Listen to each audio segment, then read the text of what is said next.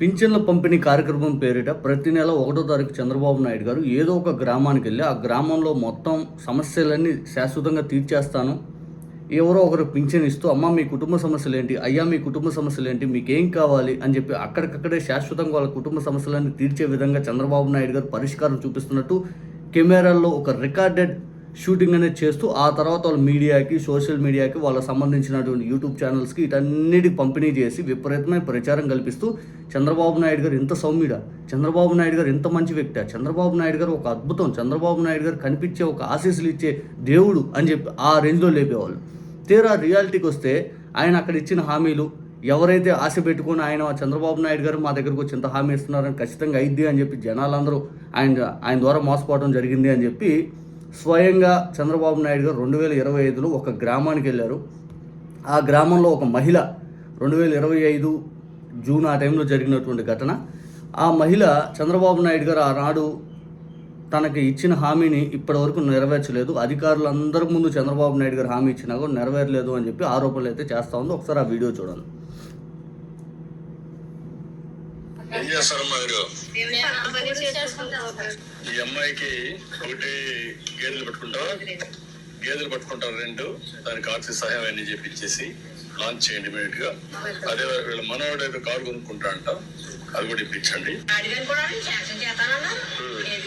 ఈ గోధుమలో వస్తుంది, మనవాడికి ఏమో కార్ శాంక్షన్ చేయించాను లోన్కి అనేసి అన్నారండి. అనేసి కలెక్టర్ గారు కూడా రప్పించి మాట్లాడారు.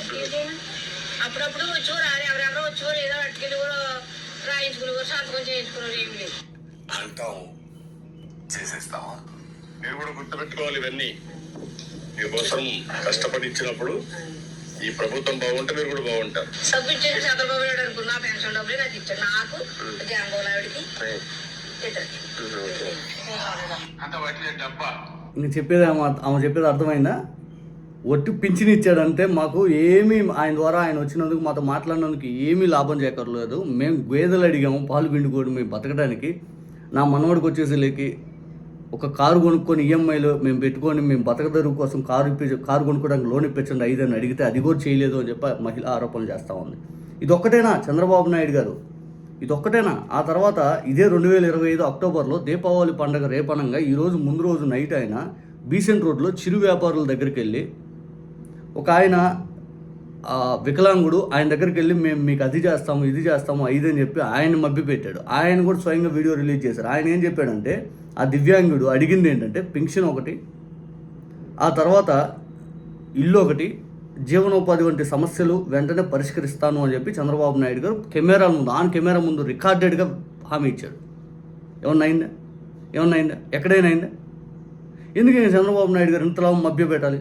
ఎందుకు ఇంతలా మభ్యపెట్టాలి? మీ అందరికి గుర్తు, ఆ వీడియో కూడా పెద్ద ఎత్తున వైరల్ అయింది. చంద్రబాబు నాయుడు గారు వచ్చి ఎన్నాళ్ళు అయింది, 6 నెలలు పైగా అయిపోయింది, మాకు హామీ ఇచ్చేంతవరకు కనీసం మమ్మల్ని అది లేదు గతి లేదు, మమ్మల్ని పట్టించుకున్న నాడు లేదు అని చెప్పి మొన్న ఏప్రిల్లో పెద్ద ఎత్తున వీడియో వైరల్ అయింది. అది కూడా ఆ తాలూకు వీడియో ఇది, ఆ వికలాంగుడు చేసినటువంటి వీడియో.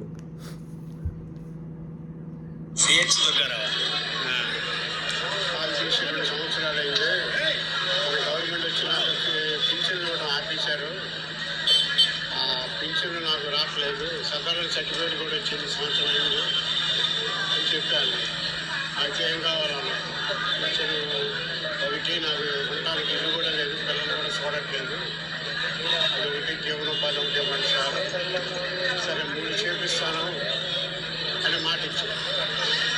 సరే అప్పటి నుంచి కలెక్టర్ గారికి సోమవారం అవి క్షమించడానికి కానీ ఇంతవరకు ఇప్పుడు దీపావళి రోజు హామీ ఇచ్చారు. ఇప్పుడు దీపావళి వెళ్ళిపోయి 5 నెలలు 4 నెలలు అవుతుంది. ఉన్నాను కానీ అక్కడికి వెళ్ళినా బట్టి ఏమని చెప్పారు? ఏమన్నారు, మీకు మెసేజ్ ఇస్తాం. ఎవరు కలవమన్నారు అసలు సీఎం గారు? సీఎం గారు ఆ రోజు అంతా ఆఫీసర్లు అందరూ ఉన్నారు, మరి వారికి చెప్పారేమో అనేసి నేను కూడా మరి వారిని అన్నీ ఇచ్చారు. అన్ని పెన్షన్ ఇల్లు అన్నీ ఇస్తాన్నారా? ఇల్లు జీవనోపాధి 3 చూపిస్తాను అన్నారు. సరే సార్, మేము అప్పుడు మావిడ నేను ముసలి ఇద్దరం ఉన్నాం సార్. మీకు అప్పటి నుంచి ఇప్పటికి ఎవరు రాలేదు మీ ఇంటికి అధికారులు? అసలు ఏం తిరుగుతున్నాం. ఆయన తిరుగుతున్నా కూడా ఇంతవరకు ఆయన సమస్య పరిష్కారం కాలేదు అని చెప్పి ఈయనకి ఇచ్చిన హామీ ఇంతవరకు నెరవేరలేదు. ఇంకా చంద్రబాబు నాయుడు గారు కెమెరాల ముందు నేను అది చేస్తాను ఇది చేస్తాను ఇది చేస్తాను అది చేస్తాను అని చెప్పి మభ్యపెట్టడం కాదా? ఇదే చంద్రబాబు నాయుడు గారు ఏ రకంగా చేస్తున్నారు? కెమెరాల ముందు షూటింగ్ పేరిట విపరీతంగా జనాల్లో పంపిణీ చేసుకొని వీడియోలు ఆయన ఒక ఆశీస్సులు ఇస్తున్నట్టుగా ప్రజా సొమ్ము ఈ రకంగా పూర్తి స్థాయిలో విపరీతమైన అప్పులు చేస్తున్నా, ఇచ్చిన హామీలకు గతి లేదు.